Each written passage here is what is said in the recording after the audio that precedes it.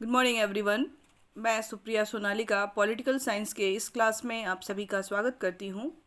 आज का जो हमारा क्लास है वो पीजी सेमेस्टर 1 के स्टूडेंट्स के लिए है और पीजी सेमेस्टर 1 के कोर्स में जो पेपर 3 है वेस्टर्न पॉलिटिकल थॉट का, उसके अंतर्गत एक बहुत ही महत्वपूर्ण विचारक का आज हम लोग अध्ययन करेंगे और वो है कार्ल मार्क्स।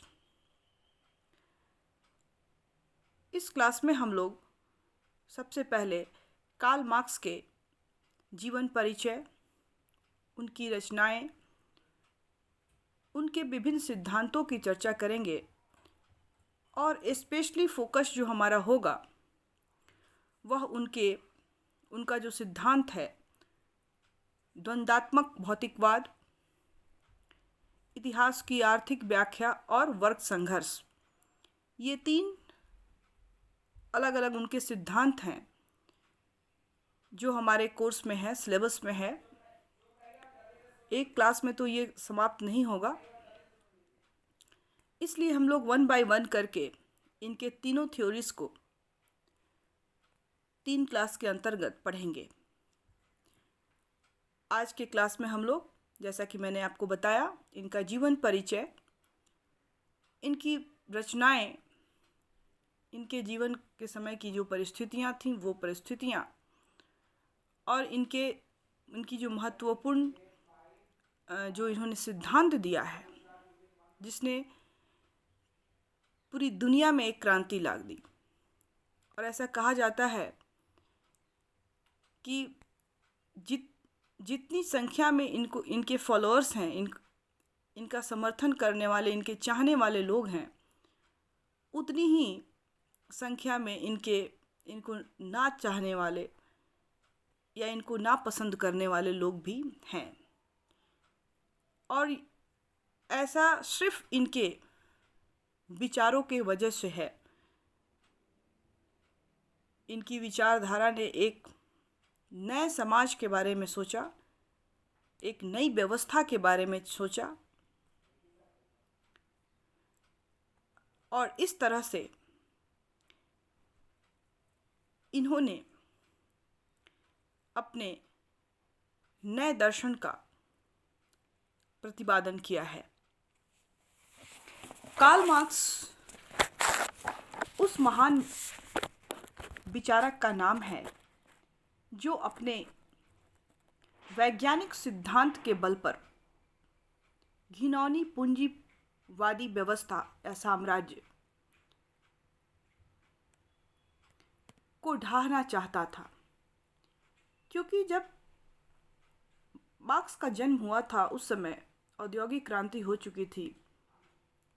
इंग्लैंड में, यूरोप में बहुत सारे उद्योग धंधे स्थापित किए जा चुके थे और उनके माध्यम से जो गरीब लोग थे उनका शोषण दिन प्रतिदिन बढ़ता जा रहा था और उनकी स्थिति बद से बदतर होती जा रही थी।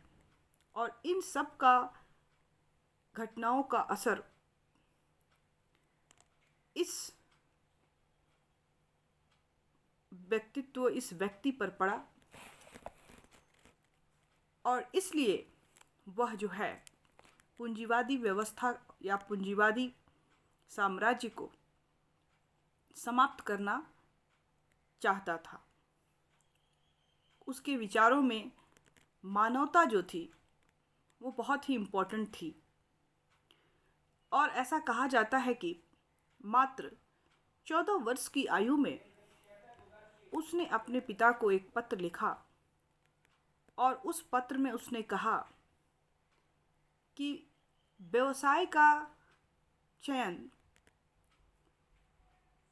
कैसे किया जाएगा या कैसे किया जा सकता है। और फिर इसी पत्र में उसने उत्तर भी दिया कि कोई भी व्यक्ति के लिए व्यवसाय का जो चयन है उसको मानवता को ध्यान में रखकर किया जाना चाहिए। मतलब जो परिस्थितियां थी उस परिस्थितियों में एक छोटे से बच्चे के दिमाग में इतना बड़ा कंसेप्ट जो था वो चल रहा था और उसी का प्रतिफल था कि आगे जो है इसकी जो विचारधारा थी उसने समाज में क्रांतिकारी परिवर्तन लाया। तो जो साम्राज्य, जो पूंजीवादी जो साम्राज्य था, उसको ये गिरा देना चाहता था और उसके स्थान पर शोषण विहीन, जाति विहीन, धर्म विहीन, राज्य विहीन, वर्ग विहीन समाज की स्थापना करना चाहता था, जिसमें आदिम सभ्यवादी खुशहाली स्थापित हो, यानी व्यक्ति के बीच दीवार के रूप में जो खड़ी प्राइवेट प्रॉपर्टी है उसका नाश हो और प्रेम के रिश्ते स्थापित हों। व्यक्ति का जीवन एकांगी नहीं, सामाजिक वातावरण में महत्वपूर्ण हो। अमीर और गरीब ना हो, बल्कि तमाम लोग बराबर हों और सभी अपनी योग्यता और क्षमता अनुसार कार्यों का संपादन करें और उनका आवश्यकता अनुसार उपयोग भी करें। इस महान समानता और वास्तविक स्वतंत्रता के पुजारी तथा स्वयं दरिद्रता की जिंदगी जीने वाले महान विद्वान विचारक कार्ल मार्क्स का जन्म पश्चिम प्रशा में 1818 में ईस्वी में यहूदी माता पिता के घर में हुआ। मार्क्स के माता पिता के द्वारा बाल्य अवस्था से ही ईसाई धर्म कबूल कर लिया गया था, तो इसलिए मार्क्स भी ईसाई धर्म का ही समर्थक था, कबूल किया था। मार्क्स की शिक्षा वान तथा वर्लिन विश्वविद्यालय में हुई, जहां वह हीगल के चिंतन से विशेषतः प्रभावित हुआ और बाद में उसने हीगल की द्वंद्वात्मक पद्धति डायलेक्टिकल मेथड्स का अनुसरण करते हुए अपने द्वंद्वात्मक भौतिकवादी सिद्धांत का प्रतिपादन किया। मार्क्स पूंजीवादी व्यवस्था के खिलाफ उग्र विचार रखने के कारण विश्वविद्यालय के प्राध्यापक पद पर को प्राप्त न कर सका और उसे स्वतंत्र पत्रकार के रूप में अपना जीवन जो है प्रारंभ करना पड़ा। मार्क्स इतिहास, दर्शन शास्त्र, राजनीति शास्त्र और अर्थशास्त्र इत्यादि विषयों का गूढ़ अध्ययन करने के बाद 1843 में समाजवाद, सोशलिज्म के अध्ययन के लिए पेरिस गया और वहाँ पर वह प्रोदा, बाकुनिन और मेजिनी इत्यादि प्रख्यात व्यक्तियों के संपर्क में आया और वहीं वह फ्रेडरिक एंजल्स के संपर्क में भी आया, जिसका पिता संपन्न कपड़ा मिल का मालिक था। आर्थिक समस्याओं पर इन दोनों के विचार में काफ़ी साम्य था, जिसने इसे आजीवन सहचर्य के रूप में या सहचर्य के सूत्र में बांध दिया। मतलब जीवन काल तक ये दोनों बहुत अच्छे मित्र बनकर रहे और मार्क्स सिद्धांतों की रचना करता रहा और एंजल्स उसके प्रचार एवं समाजवाद के संगठन की दिशा में प्रयत्नशील रहा। एंजल्स ने मार्क्स के सहयोगी उसकी रचनाओं के संपादक एवं स्वतंत्र लेखन के रूप में मार्क्सवाद के विकास में अमूल्य योगदान रहा है। मार्क्स को पेरिस में प्रशा की सरकार के विरुद्ध एक लेख लिखने के कारण से प्रशा की सरकार की प्रार्थना करने पर फ्रांस की सरकार ने निर्वासित कर दिया उसे, और तब उसने ब्रुसेल्स पहुंचकर वहां एंजल्स की मदद से साम्यवादी प्रचार चलाया। और 1848 में फ्रांस में जब क्रांति छिड़ गई, वह फ्रांस से वापस आ गया और वहां से साम्यवादी गतिविधियों को तेज करने के इरादे से वह जर्मनी लौट गया।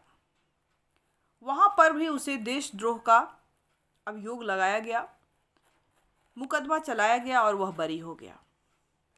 एक्चुअली इसकी जो विचारधारा थी वो पूंजीवादी व्यवस्था के अगेंस्ट में थी, और उस समय जो था बोलबाला जो था पूंजीवाद का था।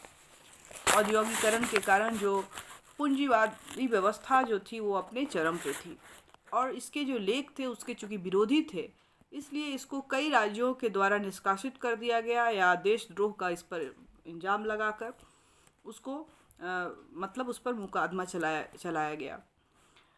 मार्क्स ने केवल साम्यवादी सिद्धांत का ही प्रतिपादन ही नहीं किया, वरन श्रमिक वर्ग को संगठित करने के लिए मार्क्स ने वर्कर्स एजुकेशन यूनियन की स्थापना की। वह स्वयं श्रमिकों के एक संगठन कम्युनिस्ट लीग का सदस्य बना, और मार्क्स ने लंदन में अंतर्राष्ट्रीय श्रमिक वर्ग समुदाय इंटरनेशनल वर्किंग मैन्स एसोसिएशन का गठन किया, और विश्व में प्रथम अंतर्राष्ट्रीय संस्था के नाम पर यह विख्यात है। इस संपूर्ण समाज के हितैषी विचारक की मृत्यु जो है वह 1883 में ब्रिटेन में हो गई। तो ये इनका संक्षिप्त जीवन परिचय था। ये एक साधारण परिवार में, यहूदी परिवार में इनका जन्म हुआ, और प्रशा में 1818 में जो एक यहूदी परिवार था, लेकिन बाद में वह ईसाई धर्म जो है वो कबूल कर लिया गया उस परिवार के द्वारा, और इस तरह से मार्क्स भी ईसाई धर्म के हो गए।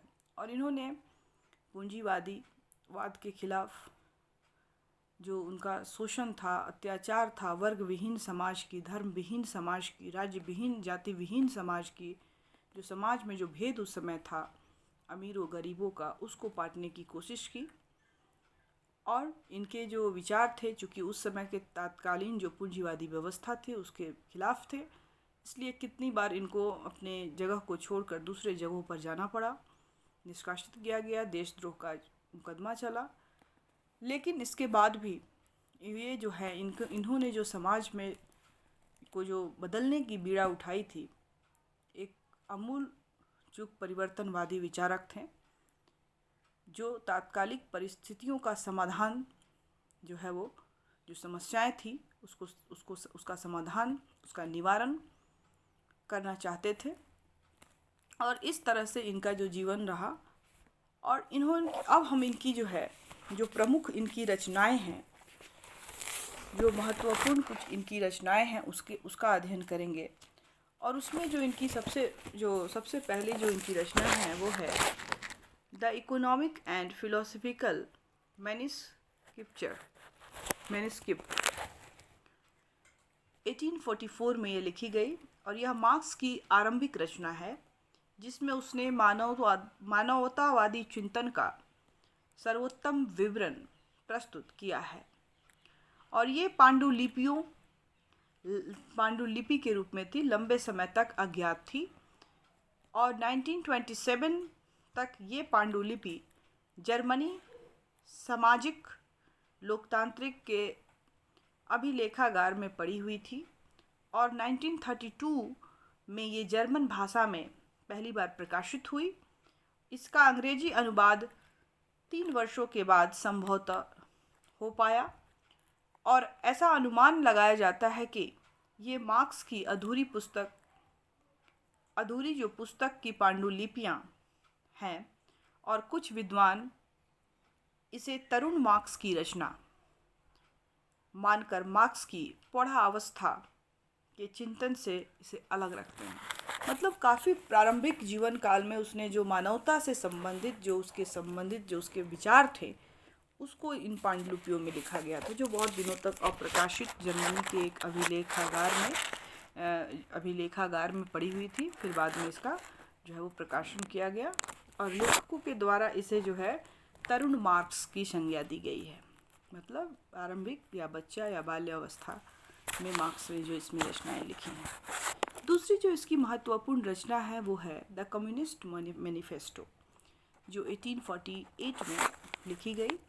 1847 में लंदन में मजदूर वर्ग के रेडिकल लोगों की प्रथम कांग्रेस हुई तथा उन्होंने अपने आप को साम्यवादी दल का नाम दिया और साम्यवादी दल की द्वितीय कांग्रेस ने कार्ल मार्क्स से सभा के लिए एक घोषणा पत्र बनाने की कहा और मार्क्स से सभा के लिए एक घोषणा पत्र बनाने को कहा और इस प्रकार 1848 में ईस्वी में कार्ल मार्क्स ने अपनी प्रसिद्ध साम्यवादी घोषणा पत्र, जिसको हिंदी में कहते हैं कम्युनिस्ट मैनिफेस्टो, तैयार किया। और हमें यहाँ ध्यान रखना चाहिए कि मार्क्स ने यह घोषणा पत्र 30 वर्ष की आयु में उसने यह घोषणा पत्र लिखा और यह उसकी रचना थी। फिर भी यह उसकी अद्वितीय प्रतिभा का साक्षात परिणाम है। संसार की असंख्य भाषाओं में इसका अनुवाद अभी हो चुका है और विश्व में सबसे अधिक पढ़ी जाने वाली पुस्तकों में से यह एक है, कम्युनिस्ट मैनिफेस्टो। कम्युनिस्ट मैनिफेस्टो का यह कथन बड़ा ही प्रसिद्ध है कि सर्वहारा क्रांति के आतंक से शासक वर्ग को कांपने दो, श्रमिकों के पास खोने के लिए सिर्फ अपनी बेड़ियां हैं, बेड़ियों के अलावा कुछ भी नहीं है। जीतने के लिए सारा संसार है, समस्त संसार के मजदूरों एक हो जाओ, ये बहुत जाग जाओ या एक हो जाओ, ये बहुत ही इम्पोर्टेंट जो है वो उनके लाइन है, उनके कोटेशन है जो उन्होंने कम्युनिस्ट मैनिफेस्टो में लिखा है और ये सबसे ज़्यादा पढ़ी जाने वाली जो है वो पुस्तक है। इसके बाद इनकी अगली जो महत्वपूर्ण पुस्तक है वह है दास कैपिटल। यह एक जर्मन शब्द है जिसका हिंदी रूपांतरण है पूंजी। इस ग्रंथ को 3 खंड में ये ग्रंथ। पहला खंड 1867 में मार्क्स ने स्वयं प्रकाशित किया था। दूसरा खंड मार्क्स के देहांत के बाद उसके पूर्ण एवं अपूर्ण पत्रों में एकत्रित करके एंजल्स ने क्रमशः 1885 में और 1894 में प्रकाशित कराया था। और यह उल्लेखनीय है कि दास कैपिटल को समाजवादियों का जो है बाइबल कहा जाता है। समाजवादी जो लोग हैं, विचारधारा के जो लोग हैं, एक तरह से उनका बाइबल कहा जाता है। इसके बाद इनकी और भी बहुत महत्वपूर्ण रचनाएं हैं, जिसमें क्लास स्ट्रगल इन फ्रांस, जो 1848 से 50 में ये रचना हुई। उसके बाद जो the critique of political economy 1859 में, वैल्यू प्राइस एंड प्रॉफिट 1865 में, the civil war in France 1871 में, द गोथा प्रोग्राम 1875 में और origin of family, private property and the state 1884 में और सोशलिज्म यूटोपियन एंड साइंटिफिक 1892 में प्रकाशित हुई। और ये जो इनकी जितनी भी रचनाएं हैं लगभग, वो फ्रेडरिक एंजल्स ने इनको प्रकाशित करने में, इनको पूरा करने में काफ़ी सहयोग दिया। और इसलिए जितनी भी रचनाएं हैं उसको कार्ल मार्क्स के साथ फ्रेडरिक एंजल्स के नाम से इसको जोड़ा गया है और माना जाता है। इसके बाद हम देखेंगे कि जो उनके महत्वपूर्ण जो विचार थे कार्ल मार्क्स के, और उस विचार के लिए कार्ल मार्क्स को विद्वानों के द्वारा क्या कहा गया, उसके बारे में हम लोग कुछ जानते हैं। कि जो महत्वपूर्ण कुछ कथन है जो विचारकों ने कार्ल मार्क्स के लिए लिखी है, उसमें मार्क्स के जो महत्वपूर्ण कथन है उसमें है, मार्क्स ने लिखा है कि दार्शनिक लोगों ने केवल विश्व की व्याख्या की है, प्रश्न है विश्व को बदलने का। दूसरी जो उसकी महत्वपूर्ण कथन है वो है, मार्क्स कहता है समाज की प्रत्येक घटनाएं सदा वर्गीय हुआ करती हैं। इसके बाद मार्क्स ने कहा अपने कम्युनिस्ट मैनिफेस्टो में कि साम्यवाद अपने शाब्दिक अर्थ में अवश्य ही एक विधि का सिद्धांत है।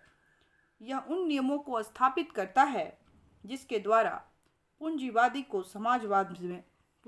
को समाजवाद में बदला जा सकता है।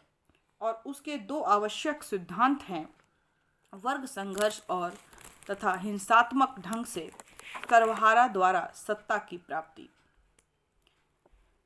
लुइस वासरमैन ने लिखा है कि मार्क्स ने समाजवाद को एक षड्यंत्र के रूप में पाया और उसे एक आंदोलन के रूप में छोड़ दिया। उसी तरह से एंजल्स ने कहा कि मार्क्स सर्वप्रथम एक क्रांतिकारी था।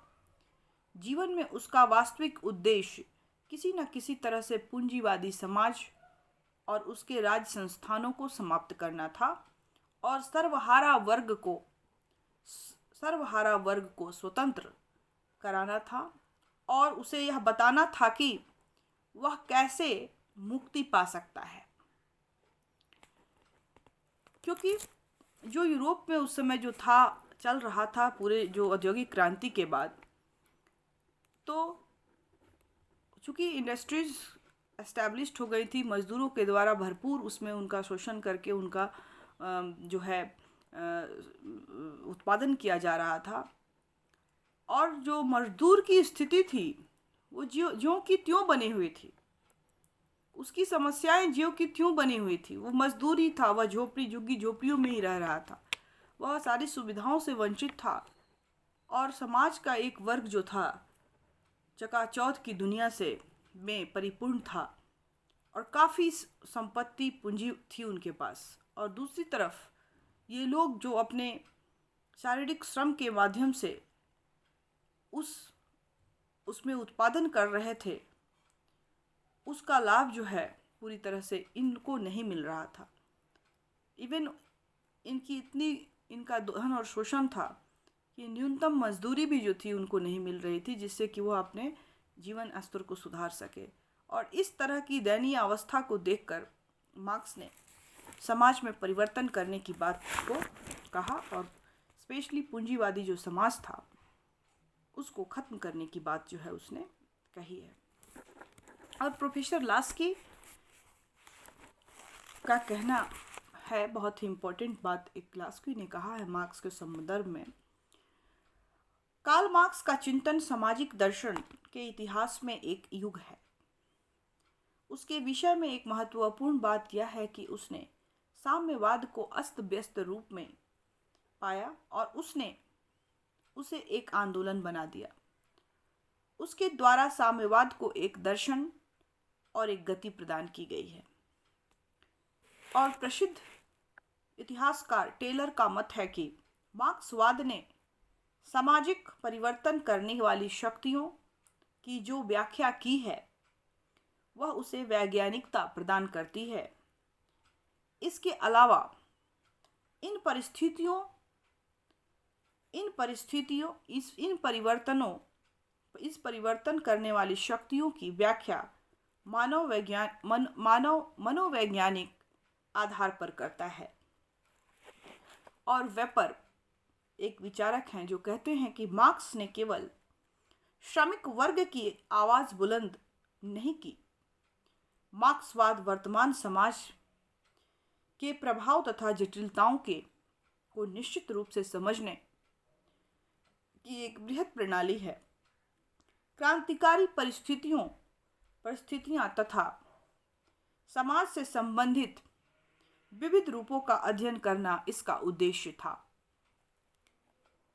मार्क्स के जो विचार हैं, काफ़ी सारे सिद्धांतों का उसने प्रतिपादन किया है, जैसा कि मैंने शुरुआत में ही कहा। और उसमें से जो 3 महत्वपूर्ण सिद्धांत हैं उसको हमको पढ़ना है। तो पहले हम इसके विचारों को जानते हैं, फिर हम सिद्धांतों को स्टार्ट करेंगे। तो मार्क्स जो है द्वंद्वात्मक भौतिकवाद की बात करता है। मार्क्स का कहना है कि प्रकृति की तमाम परिवर्तन के पीछे द्वंद्वात्मक प्रक्रिया का हाथ है और यह द्वंद्वात्मक प्रतिक्रिया पदार्थ के कारण होती है, आत्मा या ईश्वर की वजह से नहीं। जैसे कि मार्क्स जो था हिगल से काफ़ी प्रभावित था और हिगल ने क्या कहा कि कोई भी चीज़ जो है आइडियाज़ पहले आइडियाज़ आती है फिर मैटर आता है, लेकिन उसके ठीक विपरीत मार्क्स ने अपना ये दिया। उन्होंने कहा कि जो अलौकिक चीज़ें हैं उसको उस पर हम ज़्यादा ट्रस्ट नहीं कर सकते, लेकिन जो लौकिक चीज़ें हैं जिसको हम देख सकते हैं उस पर हम ज़्यादा विश्वास कर सकते हैं। तो सबसे पहले आइडियाज़ नहीं, पहले जो है वो मैटर आया और फिर आइडियाज़ व्यक्ति के दिमाग में आया। और इस तरह से उसने जो है वो बताया कि जो भी द्वंद्वात्मक प्रतिक्रिया है या जो द्वंद्वात्मक प्रक्रिया है वो पदार्थ के कारण होती है, किसी आत्मा या ईश्वर के चलते नहीं होती है। दूसरी जो इम्पोर्टेंट बात उसने कही कि मार्क्स इतिहास की आर्थिक व्याख्या करता है, अर्थात ऐतिहासिक भौतिकवाद का सिद्धांत का प्रतिपादन करता है। और मार्क्स कहता है कि आज हम इस राज्य को देख रहे हैं वह कई चरणों से गुजरकर सामने आया है, जैसे आदिम साम्यवादी युग, दास युग, सामंती युग, पूंजीवादी युग, समाजवादी युग। आज राज्य इसी चरण में है और लास्ट जो अंतिम चरण उसने बताया वो है साम्यवादी युग। इसका लक्ष्य उसने रखा था संदर्भ में। मार्क्स के सिद्धांत के रूप में वर्ग संघर्ष संबंधी जो सिद्धांत है वो भी बहुत ही महत्वपूर्ण है। मार्क्स का कहना है कि दुनिया के तमाम देशों में जहाँ भी प्राइवेट प्रॉपर्टी है वहाँ 2 वर्ग हैं, सर्वहारा वर्ग और बुजुर्गा वर्ग। इन दोनों में संघर्ष चलता रहता है और यह संघर्ष तब तक चलता रहता है जब तक कि प्राइवेट प्रॉपर्टी समाप्त नहीं हो जाती। मार्क्स सामाजिक परिवर्तन के लिए खूनी क्रांति की वकालत करता है, लेकिन अमेरिका तथा इंग्लैंड जैसे घोर पूंजीवादी देशों में मार्क्स ने लोकतांत्रिक ढंग के परिवर्तन की बात कही है जो पूर्णतः अनुचित है। मार्क्स अतिरिक्त मूल्य के सिद्धांत का भी प्रतिपादन करता है। मार्क्स का कहता है कि पूंजीवादी व्यवस्था में मजदूरों के श्रम का शोषण होता है, उसे उचित मजदूरी नहीं दी जाती। किसी भी वस्तु की कीमत श्रम के आधार पर होनी चाहिए। किसी भी वस्तु की कीमत श्रम के आधार पर होनी चाहिए एवं लाभ का बंटवारा समान रूप से मजदूरों में भी होना चाहिए। और यही सार है मार्क्स के अतिरिक्त मूल्य सिद्धांत का। मार्क्स एकाएक परिवर्तन करना चाहता है उदारवादी या गांधीवादी की तरह वह धीरे धीरे के परिवर्तन में विश्वास नहीं करता। मार्क्स राज्य की समाप्ति चाहता है। मार्क्स का कहना है कि राज्य पतियों के शोषण का हथियार है, क्योंकि पूंजीपति वर्ग इसी राज्य के माध्यम से लोगों का शोषण करते हैं। यह जब तक राज्य रहेगा तब तक सर्वहारा का शोषण होता रहेगा और इसलिए राज्य की समाप्ति होनी चाहिए। तो ये कुछ जो विचार थे, विभिन्न सिद्धांतों के ऊपर उनके जो विचार थे मार्क्स के, वो हमने देखा। कार्ल मार्क्स ने बहुत सारे सिद्धांतों का प्रतिपादन किया।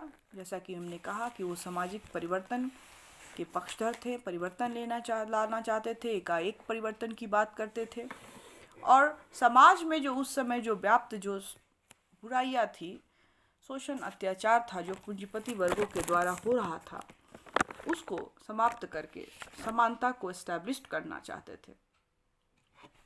और इसके लिए उन्होंने बहुत सारे सिद्धांतों का प्रतिपादन किया। मार्क्स की जो विचारधारा के उनके प्रमुख सिद्धांतों के आधार, अलग अलग आधार हैं जो सिद्धांतों को उन्होंने प्रतिपादन किया। उसमें जो है द्वंद्वात्मक भौतिकवाद, इतिहास की आर्थिक व्याख्या या आर्थिक नियतिवाद जिसको कहते हैं, वर्ग संघर्ष का सिद्धांत, अतिरिक्त मूल्य का सिद्धांत, पूंजीवादी व्याख्या का विश्लेषण और भविष्य के संबंध में धारणा, राज्य और शासन संबंधी धारणा, स्टेटलेस सोसाइटी की उन्होंने बात की, प्रजातंत्र, धर्म और राष्ट्र के संबंध में धारणा और मार्क्स की पद्धति और कार्यक्रम। ये कुछ उनके सिद्धांत हैं और इन सिद्धांतों में जो हमें अपने सिलेबस में पढ़ना है, जैसा कि मैंने शुरुआत में ही बताया कि आज हम लोग जो हैं उसके द्वंद्वात्मक भौतिकवाद का जो उनका सिद्धांत था उसको समझने का प्रयास करेंगे। हमने अपने लास्ट क्लासेस में हीगल के द्वंद्वात्मक भौतिकवाद की चर्चा की थी। अगर आपने उस वीडियो को देखा होगा तो आपको ये समझने में थोड़ा और भी आसान हो जाएगा। द्वंद्वात्मक भौतिकवाद, मार्क्स का द्वंद्वात्मक भौतिकवाद, डायलेक्टिकल मटेरियलिज्म। द्वंद्वात्मक भौतिकवाद मार्क्स के विचारों का मूल आधार है। उसके अनुसार विश्व की सभी समस्याओं के समाधान में हमारा यह पथ प्रदर्शन करती है जो द्वंद्वात्मक भौतिकवाद है। द्वंद्वात्मक भौतिकवाद के दो शब्द हैं इसमें, द्वंद्वात्मक और भौतिकवाद।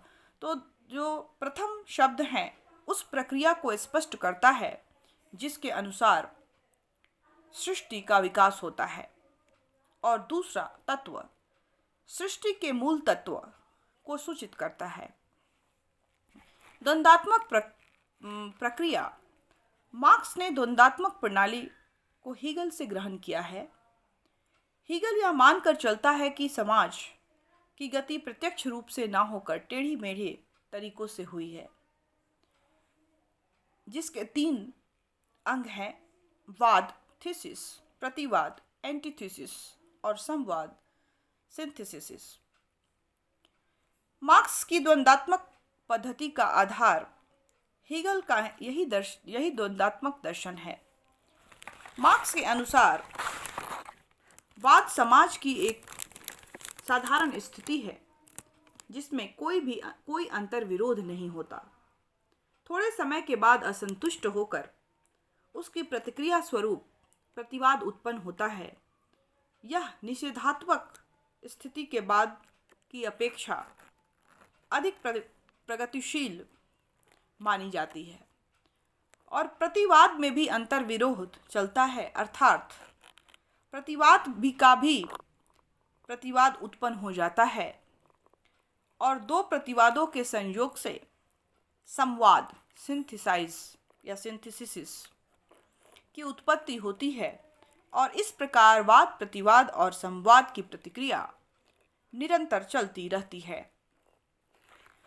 द्वंद्वात्मक प्रतिक्रिया को मार्क्स तथा उसके अनुयायियों ने एक गेहूं के पेड़ से इसको समझाने का प्रयास किया है। और गेहूं के पौधे, गेहूं का जो एक दाना है, वो कहता है गेहूं का दाना लीजिए, और वह दाना क्या है? वाद है। भूमि में बो देने के उपरांत वह भूमि के विरुद्ध प्रतिक्रिया करना आरंभ करता है और गलकर नष्ट होकर अंकुरित हो जाता है और वह पौधा बन जाता है। और पौधा विकास की दूसरी कड़ी यानी कि प्रतिवाद है। एंटी जो है वो थीसिस है। और यह पौधा विकास की दूसरी जो है वो प्रक्रिया है। और तीसरी कड़ी में पौधे की बाली आना, इसके गेहूं का पकना, पककर दाना बनना तथा पौधे का सूख कर नष्ट हो जाना। तीसरी दशा जो है वो संवाद या विपरिणाम होता है। नेगोशिएशन ऑफ नेगोशिएशन होता है। आर्थिक जीवन की विभिन्न अवस्थाओं के संदर्भ में इस द्वंद्वात्मक प्रतिक्रिया को इस प्रकार समझा जा सकता है। पूंजी या व्यक्तिगत संपत्ति की व्यवस्था वाद है, जिसमें यह असंगति रहती है कि समाज शक्तिशाली और सर्वहारा लोगों के दो वर्गों में बंट जाते हैं और इस असंगति या दोष के कारण समाज में संघर्ष होता है तथा व्यक्तिगत संपत्ति की सामाजिक व्यवस्था के प्रतिफल स्वरूप या प्रतिवाद स्वरूप समाज के विकास की वह अवस्था आती है जिसे सर्वहारा वर्ग के अधिनायक तंत्र की अवस्था कहा जाता है। और इन दोनों अवस्थाओं के संवाद स्वरूप वह अवस्था आती है जिसे साम्यवाद की अवस्था कहा जाता है, जिसमें व्यक्ति संपत्ति के स्थान पर सार्वजनिक स्वामित्व की अवस्था होती है। मार्क्स ने द्वंद्वात्मक प्रणाली हीगल से ग्रहण की, परंतु मार्क्सवादी द्वंद्वात्मक हीगल के द्वंद्व से बहुत ही अधिक भिन्न है। स्वयं मार्क्स ने कहा है, मेरी द्वंद्वात्मक पद्धति न केवल हीगलवादी पद्धति से भिन्न है, वरन वह उसके बिल्कुल विपरीत है। मैंने हीगल के द्वंद्वात्मक तर्क अपने सिर के बल खड़े पाया, मैंने उसे सीधा कर पैरों पर खड़ा कर दिया है। ये बातें जो है वो मार्क्स ने स्वयं कही है। हीगल और मार्क्स के द्वंद्वाद में मुख्य अंतर यह है कि हीगल एक आदर्शवादी था और वह विश्व आत्मा या सूक्ष्मतम आत्म तत्व को समाज का नियामक कारण मानता था। हीगल की दृष्टि में इतिहास विश्व आत्मा की क्रमिक अभिव्यक्ति है और वह भी एक दैवीय आयोजन के द्वारा जो संपूर्ण विश्व में परिव्याप्त है। परंतु मार्क्स ने हीगल की विश्व आत्मा सिद्धांत को काल्पनिक कहकर छोड़ दिया है और उसके स्थान पर विशुद्ध भौतिक तत्व की महत्ता को स्वीकार किया है, क्योंकि वह न केवल प्रत्यक्ष सत्य या वास्तविक ज्ञान है, वरन सुस्पष्ट शाश्वत स्वरूप भी है।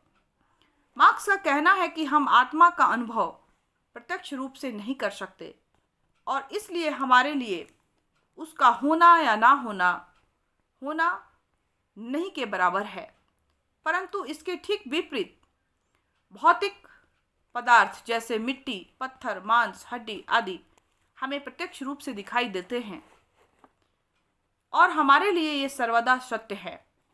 इसी कारण निश्चित और स्पष्ट भौतिक वस्तुओं को छोड़कर आत्मा जैसी मृचिका को अपने दर्शन का आधार कैसे बनाएं? ऐसे दर्शन में वास्तविकता नहीं हो सकती, आत्मा हो सकती। और इस प्रकार मार्क्स ने हीगल के विपरीत भौतिकवाद को अपने दर्शन का आधार बनाया है।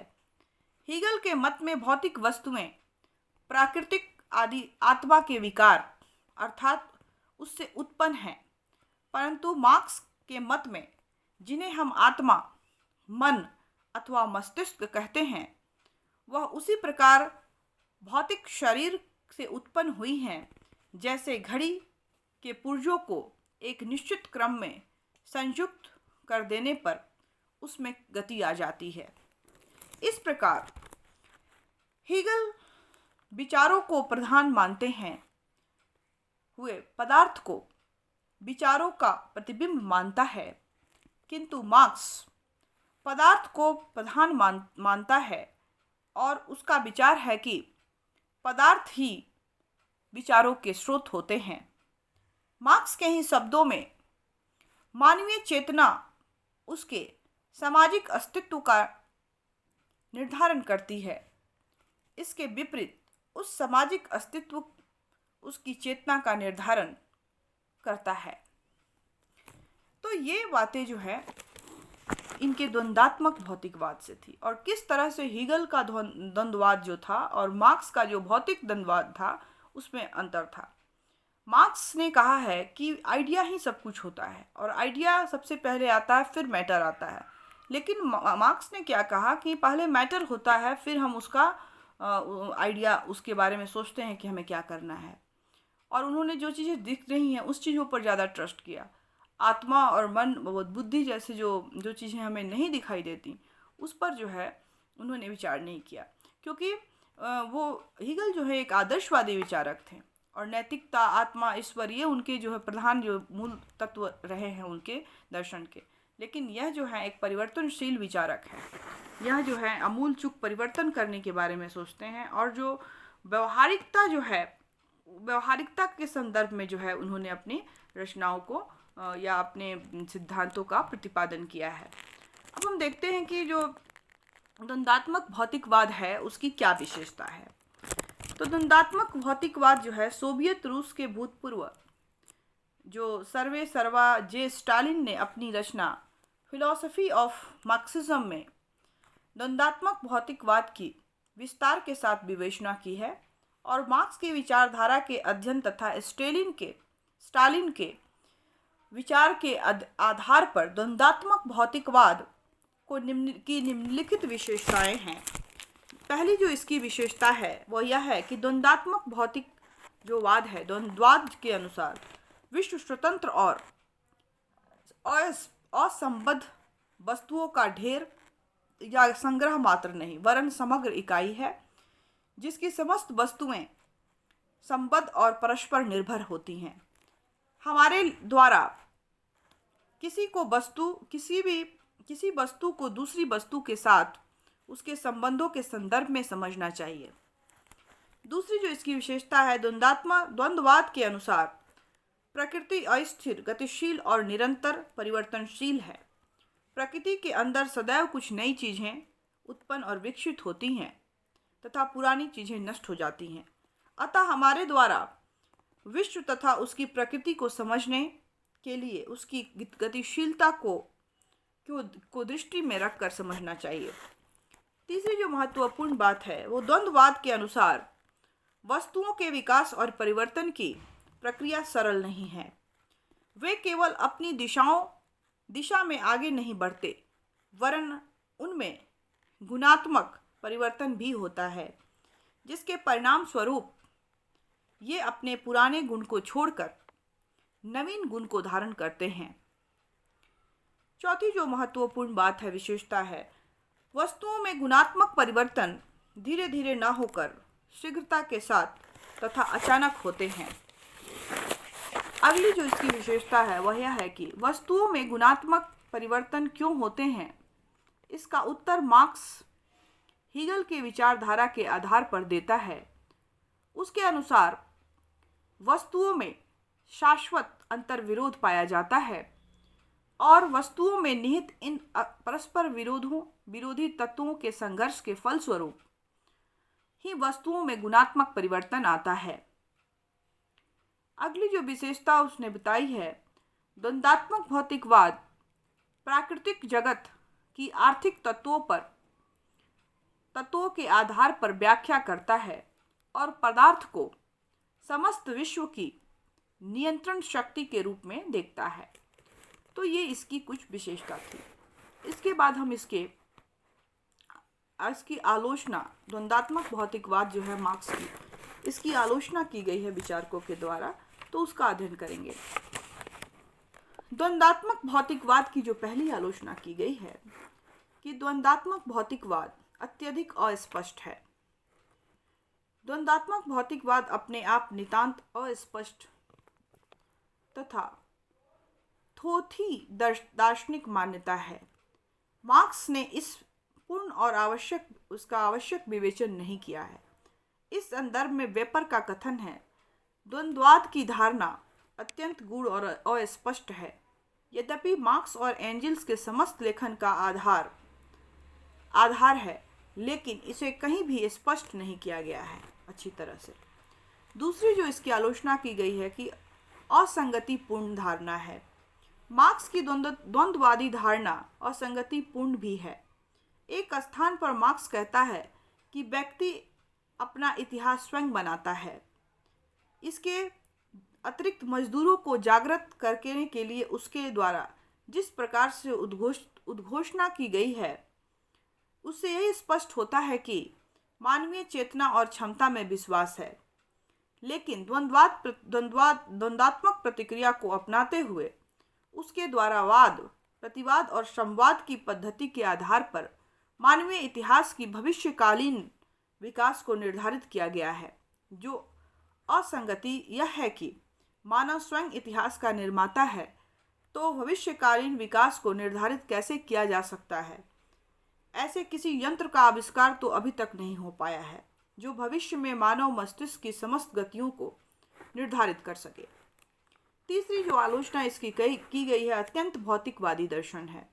मार्क्स की विचारधारा जो है अत्यधिक और अनावश्यक रूप से भौतिकवादी है। मार्क्स का विचार है कि मानवीय चेतना भौतिक तत्वों के अधीन होती है। मानव जीवन में भौतिक संतुष्टि, मानवीय प्रवृत्ति का मूल्यांकन, अत्यंत मानसिक संतुष्टि की आधारशिला और मानव जीवन का सर्वोत्तम लक्ष्य है। किंतु मार्क्स के द्वारा मानवीय प्रकृति का मूल्यांकन अत्यंत सूक्ष्म और त्रुटिपूर्ण है। केवल भौतिकवादी दर्शन के आधार पर एक आदर्शवादी दर्शन की सृष्टि की नहीं जा सकती।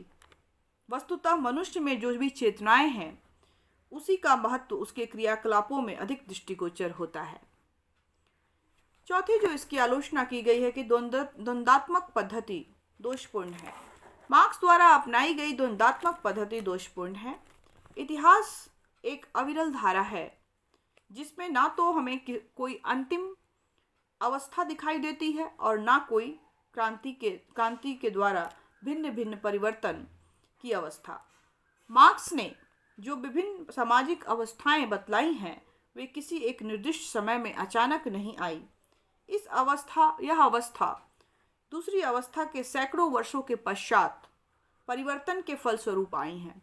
इसलिए मार्क्स की वाद, प्रतिवाद और संवाद की दशाएं केवल कल्पना मात्र हैं। पांचवी आलोचना इसकी की गई, द्वंद्वात्मक पद्धति खतरनाक है।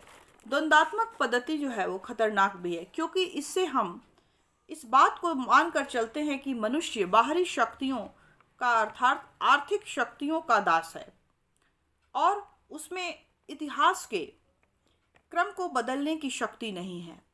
यदि हम मार्क्स की विचार पद्धति को स्वीकार कर ले तो मानवीय दर्शन क्रम को बदलने की शक्ति नहीं है। मानवीय दर्शन और विचार में आदर्श और नए समाज की कल्पना के लिए कोई स्थान नहीं है। वास्तव में मार्क्स ने हमें एक प्रकार के भाग्यवाद से निकालकर दूसरे प्रकार के भाग्यवाद का रास्ता बतलाने का कार्य किया है। तो इस प्रकार इनकी आलोचना की गई है।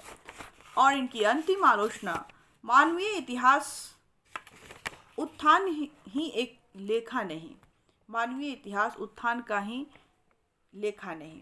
द्वंद्वात्मक पद्धति इस दृष्टिकोण से भी दोषपूर्ण है कि इसके अंतर्गत यह मान लिया जाता है कि इतिहास का क्रम सदैव उन्नति की ओर चलता है या चल रहा है। वास्तव में स्थिति ऐसी नहीं है। मानवीय इतिहास मात्र उत्थान का नहीं, वरन उत्थान और पतन का भी इतिहास होता है। तो इस आधार पर मार्क्स के द्वंद्वात्मक सिद्धांत की आलोचना की गई है कि वो जो है संगतिपूर्ण है। द्वंद्वात्मक भौतिकवाद बहुत अस्पष्ट है, अत्यंत भौतिकवादी दर्शन है। द्वंद्वात्मक पद्धति दोषपूर्ण है, द्वंद्वात्मक पद्धति खतरनाक है और द्वंद्वात्मक पद्धति जो है मानवीय इतिहास का उत्थान का ही लेखा नहीं है। इन आधारों पर जो मार्क्स का द्वंद्वात्मक सिद्धांत है उसकी जो है आलोचना की गई है। जो सिद्धांत उसने हीगल के दर्शन से लिया था और वाद प्रतिवाद, वो संपूर्ण जो सामाजिक घटनाएं हैं, संपूर्ण जो भी घटनाएं घटती हैं उसमें वाद प्रतिवाद और संवाद की प्रतिक्रियाएं होती हैं। और उसने माना कि जो भौतिकवादी हैं मैटर पर ज़्यादा उसने फोकस किया और इस तरह से उसने अपने द्वंद्वात्मक भौतिकवाद की जो है वो संकल्पना जो है वो दी है। आई थिंक आपको समझ में आया हो। अगर कोई प्रश्न हो तो आप कमेंट सेक्शन में जाके अपने प्रश्न डाल सकते हैं। हम नेक्स्ट क्लास में इनके आगे के जो सिद्धांत हैं जो हमें अपने सिलेबस में पढ़ना है, इतिहास की आर्थिक व्याख्या और वर्ग संघर्ष का सिद्धांत, उसको जानने और समझने का प्रयास करेंगे। आज का हमारा क्लास यहीं समाप्त होता है। नए टॉपिक के साथ बहुत जल्द हम फिर मिलेंगे। तब तक के लिए घर में रहें, सुरक्षित रहें, पढ़ते रहें। Thank you all of you.